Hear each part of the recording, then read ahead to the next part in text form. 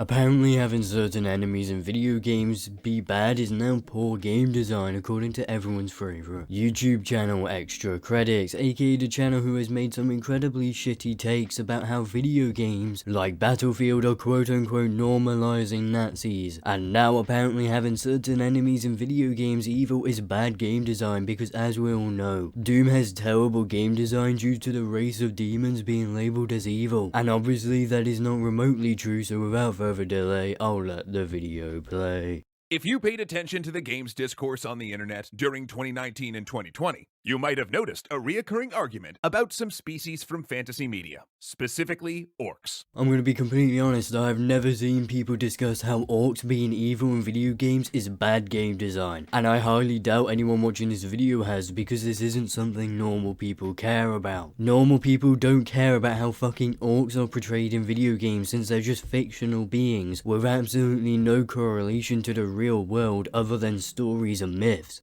Now, not to worry, this episode isn't going to be just another member of the chorus talking about how if all orcs in a game are blindly evil, that it's racist. How can you be racist to orcs when they don't even exist? Much of the recent conversation on orcs points out that characterizing a whole species in your game as ugly, warlike, and malevolent might be harmful to real-world groups regularly mischaracterized as ugly, warlike, and malevolent. However, this video isn't that, though if you want more on that discussion, Mendez breaks it down wonderfully over on his website, and we'll have a link to that in the description. I mean, there's one way to throw your friend under the bus, but what the actual fuck is wrong with you? You've got to be absolutely messed up in the head to compare black people to orcs. Black people and orcs have absolutely no similarities, and for you to just out of the blue make up a correlation between the two to fuel some nonsensical narrative is bloody disgusting. I'm not even going to sit here and pretend like this is normal behavior. If when you are looking at orcs you can see how they're quote unquote similar to black people, then you seriously need to go get some help. Normal people do not make such delusional comparisons. But here, we're going to talk about something related. Why characterizing a group like this in your game can be lazy at best, and at worst, actively harmful to the world you're creating. It's almost like the whole point of having evil enemies in video games is to cause there to be problems inside the video game world. I mean, holy shit, who could have figured that one out? When designing a game's world and populating it with fictional species, a designer might be tempted to differentiate them from one another by certain inalienable qualities, like their moral alignment, violent versus peaceful, law versus chaos, good versus evil, and the like. It's a common trope in speculative fiction, but especially in the context of a game, painting an entire species with the same moral brush actually weakens the entire thing.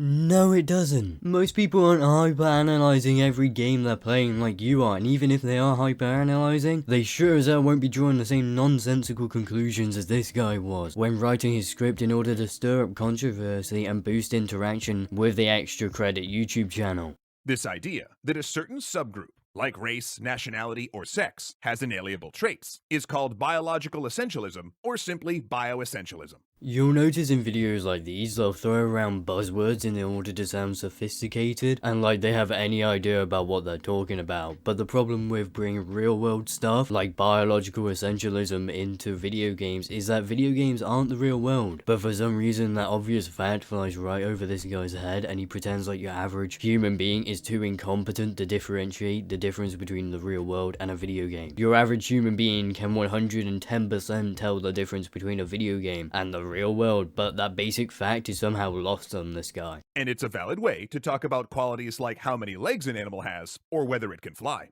But all too often, this concept gets misused in untrue statements, like pit bulls are a violent breed, men are more logical than women, or Asians are better at math. These are real world issues which have nothing to do with 99% of video games, but apparently they do according to this guy. Bringing real world issues into video games defeats the whole point of video games, to escape the real world. Now chances are, if a game is set in the real world, that the designers are avoiding these tropes because they aren't real, as multiple fields of societal and hard science can readily prove to you. But speculative fiction offers us an opportunity to reify or make real various things which don't exist, or to exaggerate things which do. Now, bioessentialism is a tempting idea in fantasy for some of the same reasons as it is in the real world. Because to our human minds, broad generalizations are comforting. They reduce the world to simple cut and dry categories.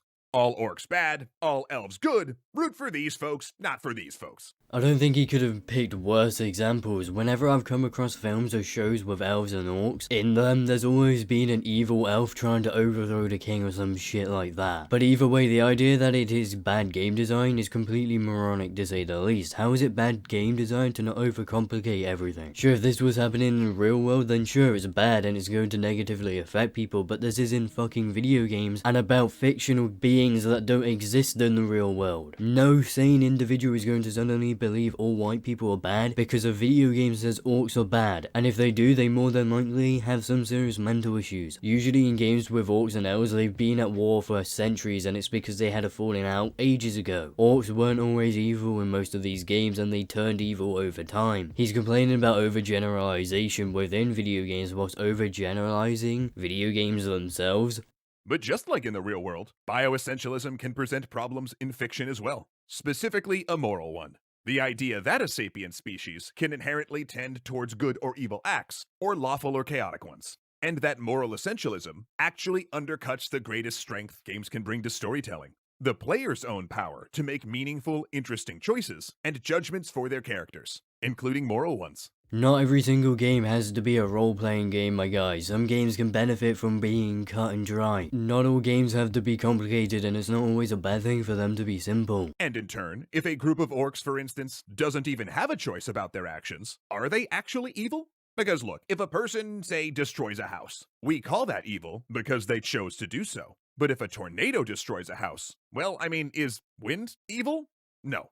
What the hell kind of comparison is this? Ah yes, let's compare a sentient creature capable of communication and using tools to fucking wind. You've got to love how awful their video is. All this video seemingly is a sad attempt to appear virtuous and intelligent, but it falls flat on its face and ends up being incredibly mind-numbing. And if the goal of your game is to stop players from engaging in moral debates and just fight some bad guys, you kinda gotta say something more reliable than, oh, it's fine, they were all born this way.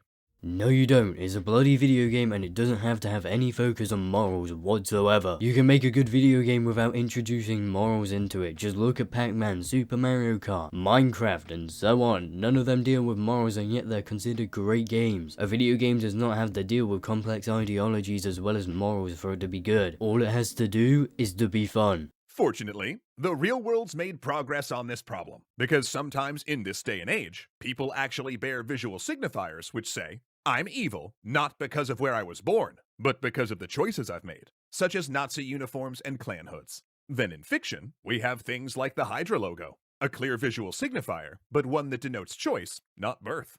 I'm sure actual victims of hate crimes caused by these real-world groups mentioned would love the fact that apparently their struggle or their death due to a hate crime committed on them from one of these hate groups is apparently equal to saying a fictional species, aka orcs, is bad. Like, how does this guy not realize what he's saying is absolutely insane? But then, of course, if everyone wearing the evil team uniform happens to be an orc, or if every orc happens to have chosen Team Evil, the game wouldn't exactly be communicating that difference very well. A quick fix here would be to show some diversity in the evil team's hiring practices. For instance, with evil humans and elves as well as orcs. Or conversely, introduce orcs who have chosen good and neutral, as well as evil. And a good example of a series getting better and better at this over time is Mass Effect. Because in the first game, Commander Shepard never meets a nice Batarian or a fun Geth. But then, spoiler alert, most of these evil species turn out to be as complex and interesting as the human ones as the trilogy progresses. Ah yes, we should really be taking advice on Mass Effect because their franchise totally hasn't gone downhill as it's progressed. Broad moral generalizations about species or culture not only doesn't make internal sense, but it also leads to less evocative, less rewarding worlds and games. But we can solve that problem by following our best creative instincts to diversify, deepen, and complicate the worlds we create and its denizens. This way, players won't be incentivized to make snap judgments about our game's orcs or aliens or undead based on moral absolutes or body types. Instead, we'll all be driven to investigate, explore, and learn.